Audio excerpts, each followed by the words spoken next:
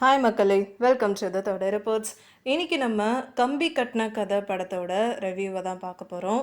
நட்டி, Singampuli, Java சந்திரேசன், Kothandan, Mukesh Ravi, சாய்ரதி, Karthik Kannan, Shalini, Aishwarya, அப்புறம் karate கார்த்தின்னு நிறைய பேர் இந்த படத்தில் நடிச்சிருக்காங்க. இந்த படம் நாளைக்கு ரிலீஸ் ஆக போது. ராஜநாதன் பெரியசாமி தான் இந்த படத்தை இயக்கியிருக்காரு. படத்தோட ட்ரெய்லரை பார்க்கும்போது சூப்பராக இருந்ததுன்னே சொல்லலாம்.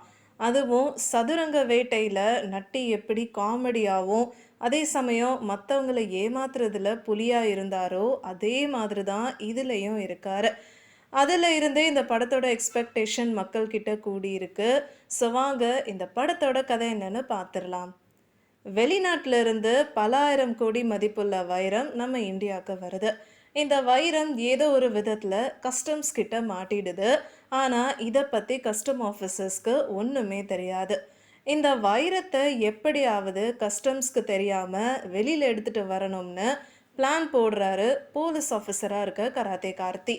அப்போ தான் இந்த வேலையை நட்டி பக்காவாக முடிச்சு கொடுப்பாருன்னு நட்டிக்கிட்ட போய் ஹெல்ப் கேட்குறாரு.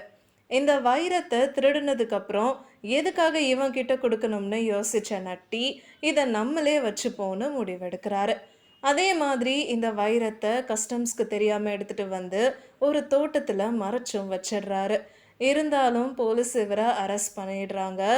வைரத்தை பற்றி கேட்கும்போது அங்கே எதுவுமே இல்லைன்னு சொல்கிறாரு. இருந்தாலும் கஸ்டம்ஸ் ஆஃபீஸரோட வீட்டில் இருந்து பணத்தை திருடின குற்றத்துக்காக நட்டியை அரெஸ்ட் பண்ணி ஜெயிலில் அடைக்கிறாங்க. ஜெயிலிருந்து ரிலீஸ் ஆகிற நட்டி வைரத்தை எடுக்கிறதுக்காக அந்த தோட்டம் இருக்கிற இடத்துக்கு போகிறாரு. ஆனால் அங்கே ஒரு துறவிக்காக ஒரு கோயிலை கட்டிட்டு இருக்காங்க. அதனால நட்டியும் அங்கே ஒரு துறவியாக மாறு வேஷம் போட்டுட்டு உள்ளே போகிறாரு. கடைசியில் இவர் இந்த வைரத்தை எடுத்தாரா இல்லையான்றது தான் இந்த படத்தோட மீதி கதையாக இருக்குது. ஒரு கான் ஆர்டிஸ்டாக இந்த படத்தில் நட்டியோட நடிப்பு அட்டகாசமாக இருக்குன்னு தான் சொல்லணும். ஏன்னா படத்தோட ஆரம்பத்தில் பார்த்தீங்கன்னா வெளிநாட்டில் வேலை வாங்கி தரேன்னு சொல்லி இவர்கிட்ட வந்தவங்களுக்கு மெடிக்கல் செக்கப் பண்ணணுன்றதுக்காக நிறைய பணம் வாங்கி மோசடி பண்ணுவார். கடைசியில் சாமியாராக மாறி ஒரு ஐலாண்டை சொந்தமாக வாங்குறதுன்னு இவரோட ஆக்டிங் வேற லெவலில் இருந்தது. அடுத்தது சிங்கம் புலி. இவர் அடிக்கிற லூட்டி எல்லாமே கண்டிப்பாக ஆடியன்ஸை சிரிக்க வைக்கும். இவரும் நட்டியும் சேர்ந்து வர எல்லா சீன்ஸுமே அவ்வளோ சூப்பராக இருந்தது. முகேஷ் ரவியோட சீன்ஸும் நல்லா இருந்தது.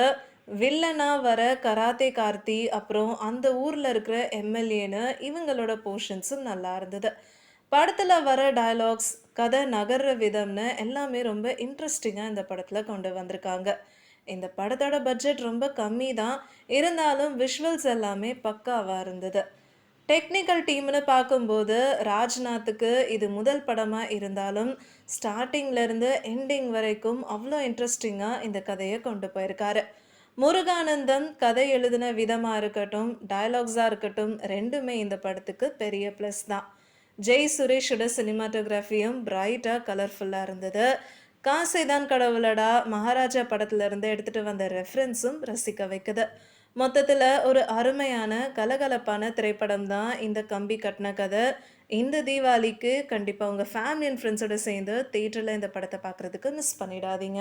உங்களுக்கு இந்த வீடியோ பிடிச்சிருந்ததுன்னா லைக் பண்ணுங்கள், ஷேர் பண்ணுங்கள், சப்ஸ்கிரைப் பண்ணுங்கள் அண்ட் மறக்காமல் கமெண்ட் பண்ணுங்கள்.